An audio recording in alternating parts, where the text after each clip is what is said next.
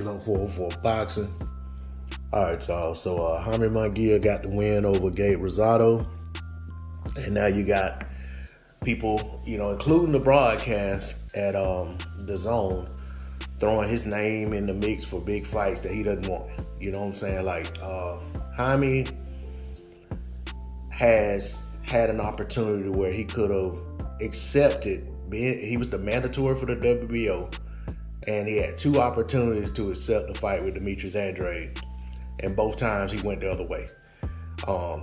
That's why Andrade fought Liam Williams, and that's why Andrade is going to fight Jason Quigley. He's also high in the rankings. Maybe number one for the WBC, so he has an opportunity where he could push for a Charlo fight if he wanted it. No traction there whatsoever. I give him his credit for a good win over Gabe Rosado. I picked Jaime Mungia to win via a majority decision or split decision, one or the other. And he got a clear unanimous decision on the cards. In that fight, it was a give and take affair. Jaime was landing more shots, but Gabe was there. Gabe was there the whole fight. He was giving as good as he was taking, and he was landing some big shots on Jaime Mungia, and he seemed to have rocked him a few times in that fight. Now, that being said, keep in mind that Gabe Rosado had fought his last three fights at 168, and he came down to 160 for the Mungia fight. And he went the distance. He was never down in the fight. And even at the end of the fight, he was still in the fight, trying to stop Jaime Mungia.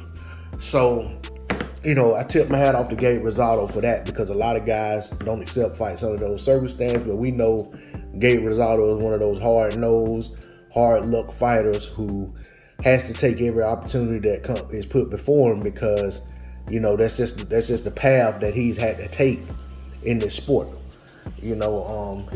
Boxing has not done Gabe Rosado any favors.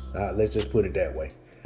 Other than, him getting some opportunities here and there. But in terms of like judgments and things and fights that were close, I don't think Gabe Rosado's ever won a close decision. They've always gone the other way.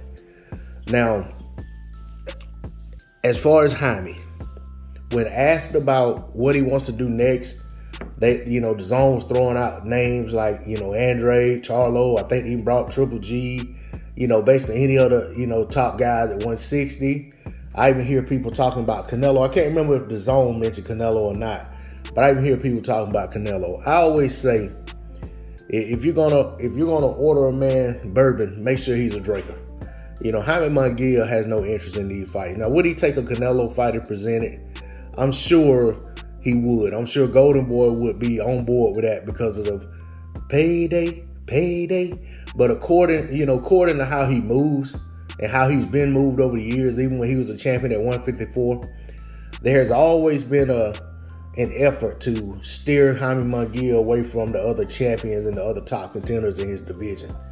And that seems to still be the MO right now. I understand he's young, but I also understand that a lot of fighters his age had already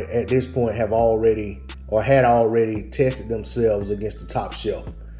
To me, with Jaime Mungia, it's all about them creating a perception and holding on to that perception until Jaime Mungia gets to the point where they feel comfortable enough putting him in against tough guys. So you won't hear me talking about Jaime Mungia deserves a Canelo fight. You won't hear me acting as if Jaime Mungia has been wanting the fights with Andrade and Charlo and the Triple G's of the world. Because I actually heard the Zone say that too, about after this performance, maybe he'll get the fights he wants. He don't want those fights. Y'all want those fights for him. I don't think Golden Boy wants those fights for him. Jaime Mungia is very comfortable moving at the rate he's moving. When they asked him about those big names, Jaime Mungia start talking about he's cool with fighting a title eliminator. It's like, why do you need a title eliminator when you're in a position to be the mandatory? Nobody's calling for you to be an eliminator. You're putting that out there. You're speaking that into existence by basically saying, hey, WBC, hey, WBO, I'm open to fighting a mandatory eliminator. You guys can get some more sanctioning fees. and don't have to put me in with the champ right away, because he has a little lower tier WBO. I guess it's like an interim belt or something they get. I don't know if he's already had it, but I saw him give it to him last night.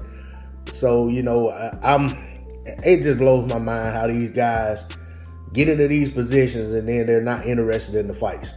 You know, to me, I feel like these sanctioning bodies, and I've said this before, I feel like when these guys get themselves to a position of being a mandatory and they don't want to take the fights, they should drop them back a minimum of 5 spots in the ranking.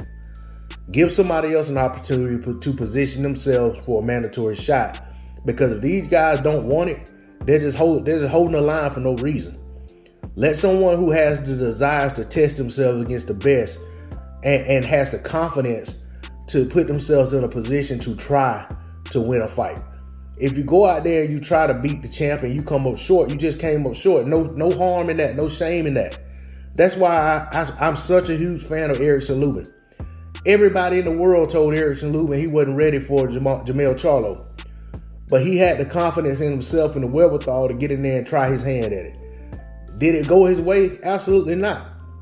But where's Erickson Lubin right now? Still in the mix at 148. Still talked about as one of the best guys in the division. And a lot of people now feel like he probably has a much better shot at beating Charlo if he's given an opportunity to get a rematch. I mean, it shouldn't be able to go much worse than how it went the first go around.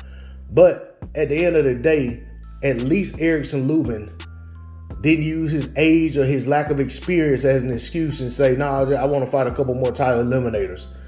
You know, he wanted to get in there and try himself against the very best. And there have been many fighters before him with less experience, younger, that it worked out for.